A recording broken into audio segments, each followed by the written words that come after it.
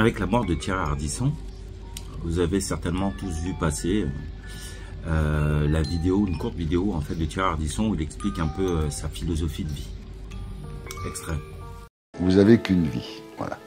Donc après, ceci étant posé, moi quand j'ai divorcé, la dernière fois, j'ai dit à mon ex et à mes enfants, si j'avais 2 vies, j'en passerais sans doute une avec vous, parce que je vous adore. Mais il se trouve que j'ai qu'une vie. Et donc cette vie, je vais la vivre avec ma nouvelle femme.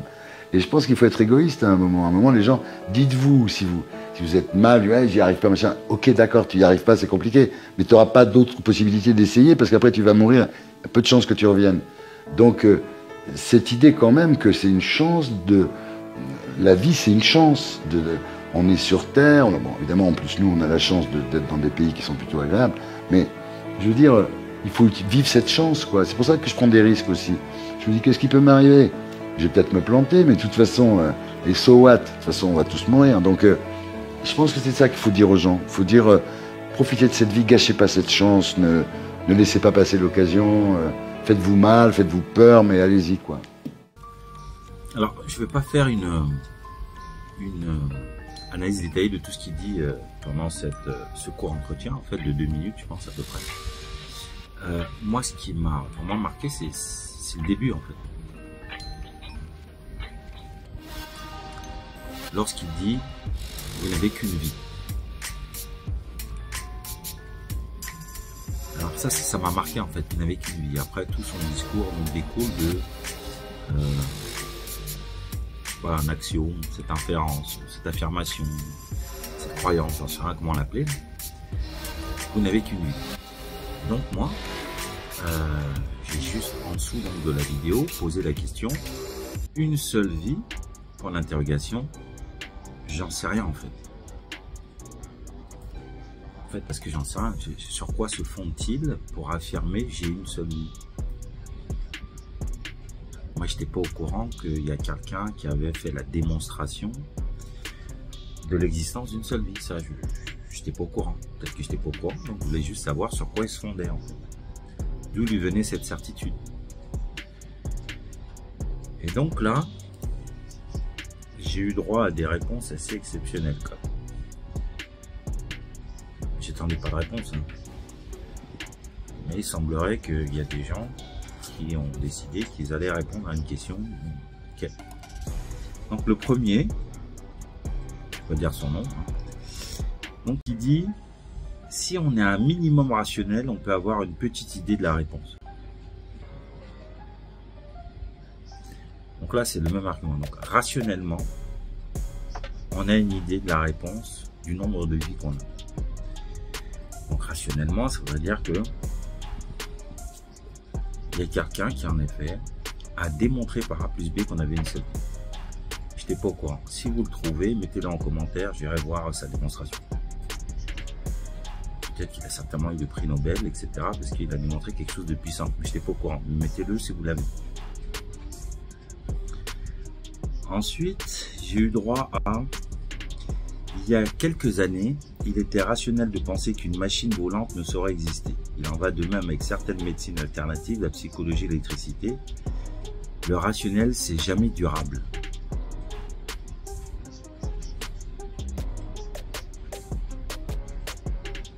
Je vois pas le rapport avec ma question en fait. Donc là, ça, j'ai pas compris.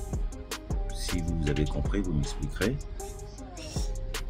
Et donc là, je réponds à notre premier qui nous parlait du minimum rationnel. Et puis je lui dis, ah bon? Ah bon, je savais pas qu'on avait démontré qu'il était rationnel de penser qu'on avait une seule vie. Ça, je ne savais pas. Donc j'en apprends tous les jours. Là, puis j'en ai un autre. Il me dit, l'espoir comble l'incertitude. Pour moi, nous continuons de vivre à travers ceux qui pensent à nous, mais le côté paradis, âme, le long tunnel, c'est du pipeau. Hors sujet, j'ai jamais parlé de paradis, d'âme, etc. J'ai dit comment il sait qu'on a une seule vie, c'est tout, c'est une question en fait. Lui, il a la réponse. Okay. Après, j'ai droit à personne ne peut le savoir. Donc j'avais le dogme d'une seule vie, puis maintenant j'ai le dogme de l'ignorance. Donc, comme on ne le sait pas aujourd'hui, je peux affirmer déjà que on ne le saura jamais. Mais sur quoi c'est une dame, sur quoi elle se base pour dire ça? C'est basé sur quoi? Je comprends pas. On continue. Dans le doute, il serait idiot de faire comme si nous en avions plusieurs. Ça aussi, encore un argument, une logique un peu implacable. Et en fait, moi je lui dis, dans le doute, il serait idiot de ne pas accepter qu'on n'en sait rien tout simplement. Pourquoi juste pas simplement dire j'en sais rien? Ça ne veut pas dire que quand je dis j'en sais rien, ça veut pas dire que je crois en multiples vies, ça ne veut pas dire que je ne crois pas que j'ai une seule vie, ça veut dire que j'en sais rien en fait, fondamentalement. Juste accepter, je ne sais pas. Ça, ce phénomène en entreprise, c'est terrible. J'avais la même chose lorsque j'enseignais la logique à la Sorbonne. Ceux qui avaient du plus de mal en logique, c'est des gens qui n'acceptaient pas de ne pas savoir. C'est-à-dire que pour répondre à une question, il faut d'abord accepter le problème. Si tu n'acceptes pas le problème, si tu n'acceptes pas de ne pas avoir la réponse, si tu n'acceptes pas ton ignorance, tu ne peux pas te remplir de nouvelles connaissanes. Tu ne peux pas remplir un verre déjà plein. Si tu es déjà plein de tes certitudes, bah, tu vas en rester à tes certitudes. Que pourtant inconsciemment tu sais fragile, donc tu es toujours mal à l'aise. Il faut accepter. Heidegger avait une expression, avance en supportant l'échec de la question. Accepte de ne pas savoir, en fait. Juste t'en sais rien. Une fois que t'en sais rien, on peut commencer à construire quelque chose. Mais si tu n'acceptes pas d'être en échec face à la question, on ne peut même pas commencer à travailler. Mon prof de métaphysique à la Sorbonne disait une question de dissertation, de philosophie par exemple, si à la question vous êtes capable de répondre par oui ou par non, c'est que vous n'avez pas compris la question. Vous n'avez pas compris le problème. En fait. Vous n'avez pas encore accueilli le problème. Supporter de ne pas savoir en fait, de ne pas avoir de réponse. Si vous voulez créer quelque chose de neuf, il faut que tout l'ancien soit en échec. Si on n'est pas dans le neuf, on est dans la répétition de ce qu'on sait déjà. Ça n'a aucun intérêt.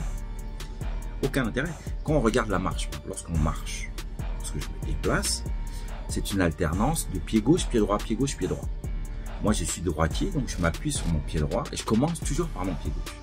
Mon pied gauche, c'est le pied du cœur, de l'intuition, du feeling, des choses. C'est pas de l'ordre du savoir, c'est de l'ordre du ressenti.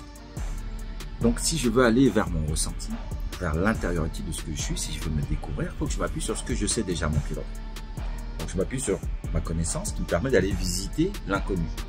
Je m'appuie sur ce que je connais, je me projette dans l'inconnu avec mon pied gauche, et ensuite je ramène mon pied droit où je vais alors pouvoir circonscrire la nouvelle expérience que j'ai faite et pouvoir la rationaliser et en faire un savoir.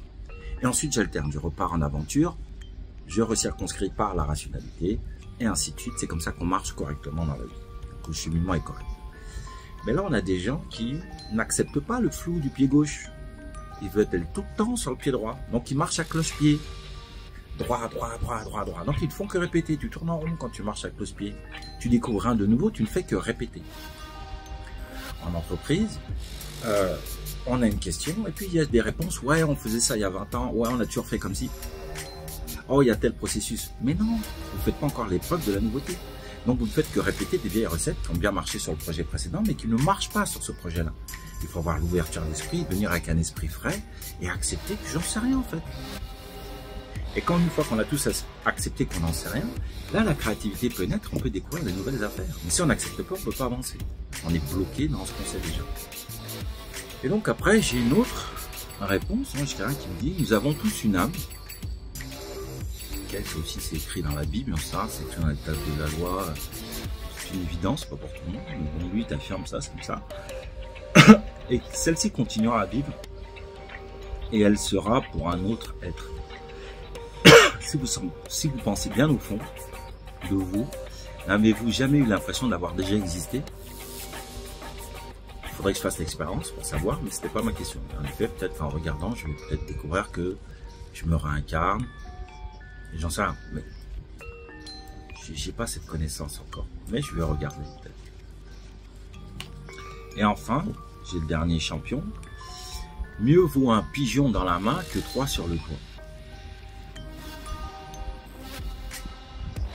Donc, Mieux vaut une vie, cette vie-ci, que des vies possibles après, qu'on ne sait pas si elles sont là ou pas. C'est ça, grosso modo. C'est pas du tout mon propos. J'ai jamais affirmé qu'il y avait d'autres vies après, et qu'il fallait se concentrer sur les autres vies, comme certains religieux qui parlent de la vie après la mort, mais ils en oublient la vie avant la mort. C'est pas ça mon propos. J'ai dit, j'en sais rien. Tout ce que j'ai eu, c'est des croyances.